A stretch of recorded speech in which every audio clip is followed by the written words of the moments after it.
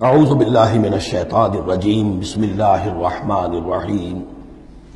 اب یہ جو بقیہ 3 رکوع ہیں 21ویں پارے میں آ رہے ہیں، یہ جیسا کہ میں نے عرض کیا اس میں 2 لڑیاں ہیں بٹی ہوئی۔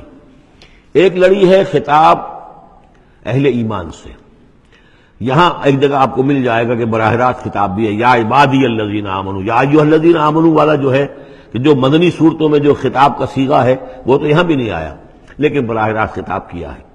لیکن یہ کہ اگر گنتی کریں گے تو کچھ 10 احکام اور دیے گئے ہیں ان لوگوں کو جو دین کے لیے کسی محنت کے اندر جد و جہد میں، اس کو غالب کرنے کی کسی کوشش میں، اس کی تحریک میں، اس کی دعوت میں لگے ہوئے ہوں، اور اس میں ان کے لیے مصائب ہوں، مشکلات ہوں، تکالیف ہوں، پریشانیاں ہوں، تو ان کے لیے کیا ہدایات ہیں؟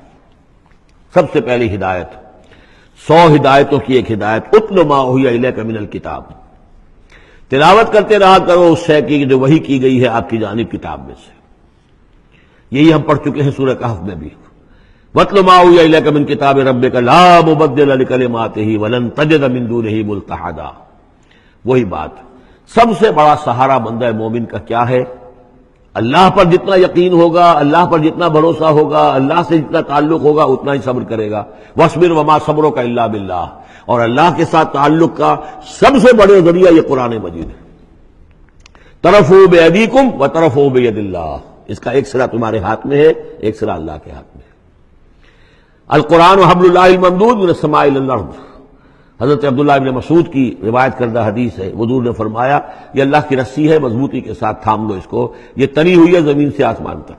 تو واعتصموا بحبل اللہ جميعا، تو اس کے لیے یہ کہ قرآن پڑھا کرو۔ اتل ما اوحی الیک من الکتاب واقم الصلاۃ، اور قرآن کے بعد نمبر 2 نماز قائم کرنا۔ یہ نماز جو ہے اقم الصلاۃ لذکری، یہ سورہ طٰہٰ میں ہم پڑھ آئے ہیں، حضرت موسیٰ کو پہلی وحی ہو رہی ہے، پہلی گفتگو ہو رہی ہے کوہ طور پر، اقم الصلاۃ لذکری ان الصلاۃ تنہیٰ عن الفحشاء والمنکر، یقیناً یہ نماز روکتی ہے بے حیائی کے کاموں سے بھی اور برے کاموں سے بھی۔ وَلَذِکْرُ اللَّہِ اکبر، اور جان لو اللہ کا ذکر سب سے بڑی شے ہے۔ یہاں ذکر کو علیحدہ نہ سمجھیں، یہی ذکر ہے، قرآن جو ہے الذکر ہے۔ ہم نے سورہ ہجر میں دیکھا الذکر، انا نحن نزلنا الذکر وانا لہ لحافظون، تو ذکر میں سب سے پہلے قرآن ہے۔ نمبر 2 اقم الصلاۃ لذکری، نماز قائم کرو میری یاد کے لیے۔ قرآن تو ہے ہی مجسم ذکر، نماز ذکر کے لیے ہے۔ اور تیسری چیز کیا ہے؟ ادعیہ معصورہ ہے محمد رسول اللہ صلی اللہ علیہ وسلم کی، زندگی کا ہر کام کرتے ہوئے دعا ہے۔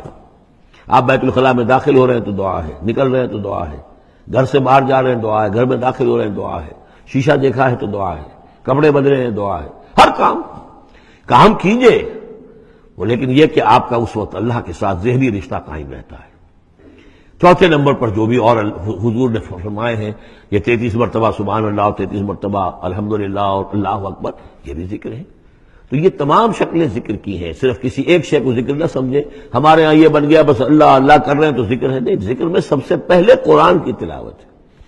اتل ما اوحی الیک من الکتاب واقم الصلاۃ ان الصلاۃ تنہیٰ عن الفحشاء والمنکر ولذکر اللہ اکبر واللہ یعلم ما تصنعون۔ ایک تو یہ ہدایت ہو گئی، اللہ خوب جانتا ہے جو تم کر رہے ہو۔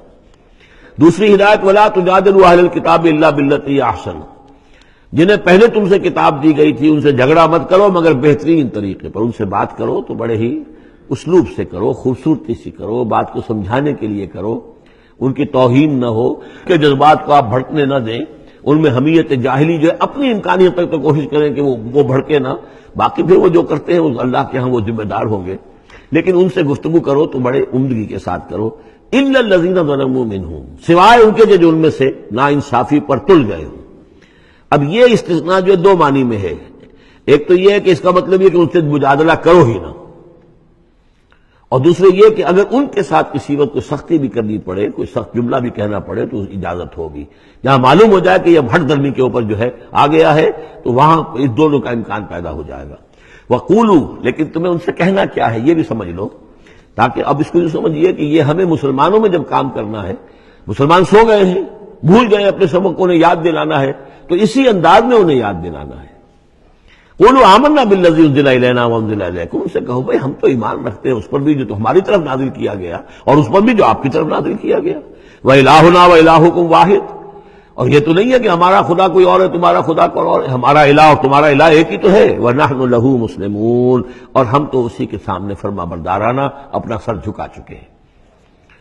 وَكَذَلِكَ أَنزَلْنَا إِلَيْكَ الْكِتَابَ، اے نبی اسی طرح ہم نے آپ کی جانب بھی کتاب نازل کی ہے، فَالَّذِينَ آتَيْنَاهُمُ الْكِتَابَ يُؤْمِنُونَ بِهِ، تو وہ لوگ جنہیں ہم نے کتاب دی ہے، یہود و نصارہ، ان میں بھی وہ لوگ ہیں جو اس پر ایمان لائیں گے یا جو ایمان لا رہے ہیں، جیسا کہ ہم پڑھ چکے ہیں کہ وہ آئے تھے کچھ لوگ جو حبشہ سے ایک وفد کی شکل میں، اور مکے والوں نے انہیں ستایا بھی، استہزاء بھی کیا، لیکن وہ لوگ وہ تھے جو پہلے حضرت عیسیٰ پر ایمان رکھتے تھے، عیسائی تھے، اور اب محمد پر بھی ایمان رکھتے ہیں، تو اللہ تعالیٰ نے ان کو دوہرا اجر دیا، مرتين۔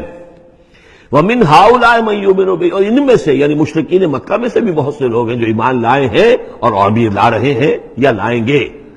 وَمَا يَجْحَدُ بِآيَاتِنَا إِلَّا الْكَافِرُونَ، اور ہماری آیات کا انکار تو نہیں کرتے سوائے وہی کہ جو ناشکرے ہیں اور جو کفر کر اڑ گئے ہوں۔ اب ایک اور دیکھیے دلیل، اب یہ حصہ جو ہے یہ دوسری ڈوری آ گئی کہ جس میں روئے سخن جو ہے مشرکین کے ساتھ رد و قضا والی بات ہے۔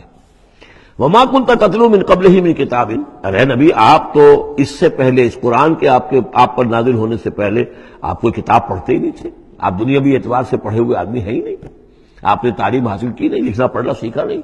وَلَا تَخُطُّهُ بِيَمِينِكَ، نہ ہی آپ اپنے داہنے ہاتھ سے کچھ لکھتے تھے، کوئی کتاب لکھتے تھے، نہ پڑھتے تھے نہ لکھتے تھے۔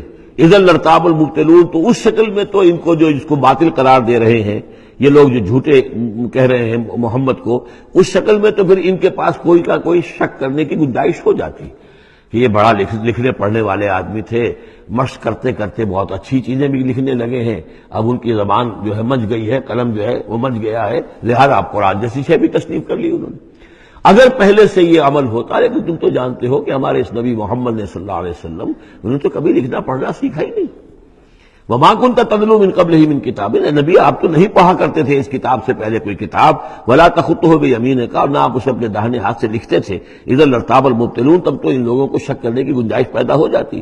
بل هُوَ آیاتٌ بَيِّنَاتٌ فِي صُدُورِ الَّذِينَ أُوتُوا الْعِلْمَ، بلکہ یہ تو آیات بینات ہیں، بڑی روشن ان لوگوں کے سینوں میں جنہیں علم دیا گیا ہے، وہ جانتے ہیں سابقہ جو کتابوں والے ہیں۔ وَمَا يَجْحَدُ بِآيَاتِنَا إِلَّا الظَّالِمُونَ، اور ہماری آیات کا انکار نہیں کرتے مگر وہی جو ظالم ہیں۔ وَقَالُوا لَوْلَا أُنزِلَ عَلَيْهِ آيَاتٌ مِّن رَّبِّهِ، اور وہ کہتے ہیں کہ کیوں نہیں نازل کی جاتی ان کے اوپر کوئی نشانیاں ان کے رب کی طرف سے، وہی باتیں جو مستقل طور پر چلی آ رہی ہیں۔ قُلْ إِنَّمَا الْآيَاتُ مِنْ اللَّهِ، نبی کہہ دیجئے نشانیوں کا اختیار کل کا کل اللہ کے ہاتھ میں ہے۔ وَإِنَّمَا أَنَا نَذِيرٌ مُّبِينٌ، اور میں تو صرف واضح طور پر خبردار کر دینے والا ہوں۔ أَوَلَمْ يَكْفِهِمْ أَنَّا أَنزَلْنَا عَلَيْكَ الْكِتَابَ يُتْلَىٰ عَلَيْهِمْ، کیا ان لوگوں کے لیے یہ نشانی کافی نہیں ہے کہ اے محمد ہم نے آپ پر یہ کتاب نازل کر دی ہے جو ان کو پڑھ کر سنائی جا رہی ہے؟ کیا یہ قرآن معجزہ نہیں ہے؟ کتنی مرتبہ ان کو چیلنج کیا گیا اس قرآن جیسی ایک صورت ہی بنا لاؤ، 10 صورتیں بنا لاؤ، کیا یہ معجزہ نہیں ہے؟ کیا یہ عاجز نہیں آ چکے ہیں؟ اولم یکفیہم، تو کیا یہ نشانی ان کے لیے کافی نہیں؟ اگر تو حق کا طالب ہو، ہدایت کا طالب ہو، تو یہ نشانی بھی کافی ہے۔ اولم یکفیہم انا انزلنا علیک الکتاب یتلی علیہم ان فی ذلک لرحمۃ وذکری لقوم یؤمنون، یقیناً اس میں رحمت ہے اور یاد دہانی ہے، تذکیر ہے ان لوگوں کے لیے کہ جو مانتے ہیں۔ قل کفی باللہ بینی و بین شہیدا بینکم شہیدا، کہہ دیجئے میرے اور تمہارے درمیان اللہ کافی ہے بطور گواہ، وہ جانتا ہے کہ اس نے مجھے رسول بنایا ہے، وہ جانتا ہے کہ قرآن اس نے مجھ پر نازل کیا ہے۔